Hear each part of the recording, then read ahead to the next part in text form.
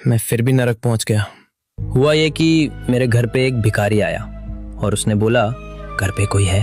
अब मैं इतना बेरोजगार था कि भिखारी की आवाज सुनते ही तुरंत बाहर चला गया। मुझे देखते ही भिखारी बोला, भैया कुछ दे दो। मैंने उसे बोला, ठीक है रुक जा। फिर मैं घर के अंदर गया और पापा से पूछा, पापा बाहर एक भिखारी आया है, लगता है बहुत गरीब है,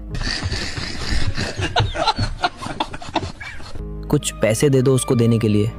पापा ने बोला, ठीक है बेटा, उधर टेबल के ऊपर पैसा रखा है, वहां से लेकर दे दे। मैंने टेबल से 100 रुपए ले लिए।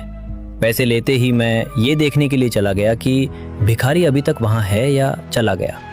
मैंने बाहर जाकर देखा तो भिखारी अभी भी दरवाजे के सामने ही खड़ा था। उसे देखते ही मैंने बोला, अरे अभी तक तुम गए नहीं, घर पे कोई नहीं है, चले जाओ। भिखारी ने एकदम हैरान होते हुए बोला, अरे भैया तो फिर आप घर के अंदर क्यों गए थे, और आप ही ने तो बोला था कि रुक जा।